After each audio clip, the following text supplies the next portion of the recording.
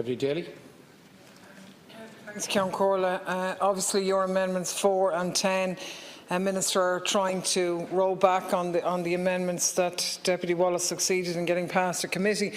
And our Amendment 5 here is really just a companion amendment to the ones that we did succeed in getting put through a committee, and is necessary if these two amendments remain in the bill, which I believe that they absolutely should be. I suppose the key points here for us, well, you know, the bill has undoubtedly improved a good bit from what it was originally, thanks in a large part to the work of Senator Alice Mary Higgins. But one of the biggest problems with it is these bits here, which is that it's fatally undermining the issue of voluntary consent, and is enshrining, if you like, coerced consent in a certain way, and that's why we will be sticking to our guns on these.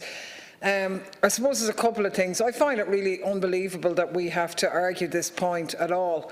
To be honest, it's so really clearly wrong that the state would hold someone's social welfare payments hostage until the person surrenders and gives up the right to privacy, which is actually one of the fundamental rights under the ECHR.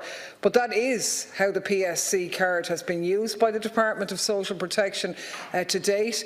What we're saying here is if somebody wants to use the PSC to verify their identity, or if they want to give a body access to their public services identity, that's absolutely fine. We've no problem with that, and nothing that we're putting forward here impedes that. All we're saying is if they don't want to do that, then they shouldn't have to do that. They should be able to produce, for example, a passport. When this issue has been raised before, and I don't know if the Minister has changed his tune on this and whether there's a difference now, because when it was raised previously, we've been told that there will be always alternative ways to verify your identity will be offered. You've said that previously. And if that was the case and you're still sticking to that, well then what's the harm in having our amendment in place? It's not going to undermine that at all. So I don't really sure where you're coming from in terms of that bit.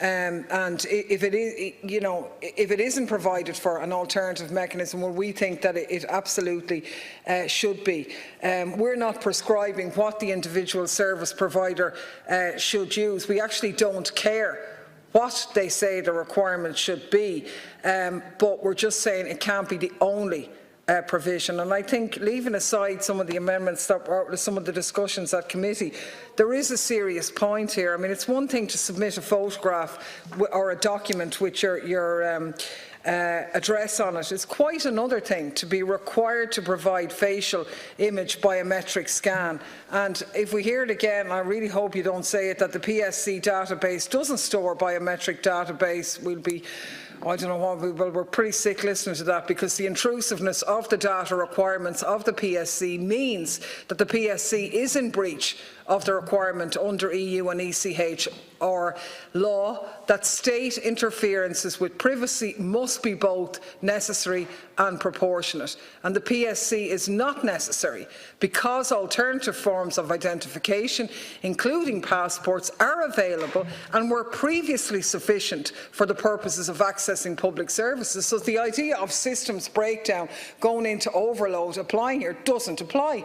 Most people probably won't have a problem with offering the information, and that's fine. That's great if they do. It's for the people who don't want their data shared across a body of potentially 150 organisations and so on. And in that sense, the PSC is disproportionate because it requires people to link all of their personally identifiable information into one database shared by numerous agencies, and that interferes with privacy rights in a manner that far exceeds the stated goal of easy and convenient service access. So putting all this information, actually private information, even into a hackable database, to be honest with you, goes even further than that, and I actually frankly think it's absolute lunacy. And I think the key phrase really is state interference with privacy.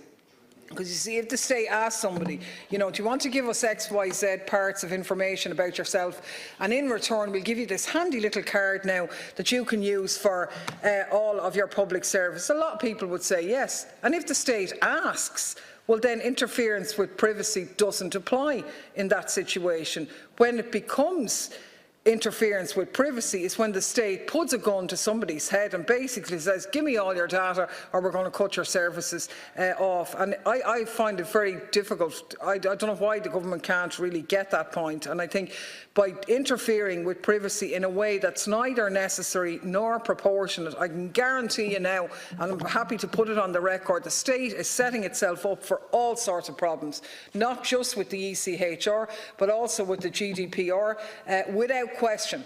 Fines will be levied if the government succeeds in having our amendments removed. So I really hope they aren't, and that amendment number 5 is kept to go in tandem with it.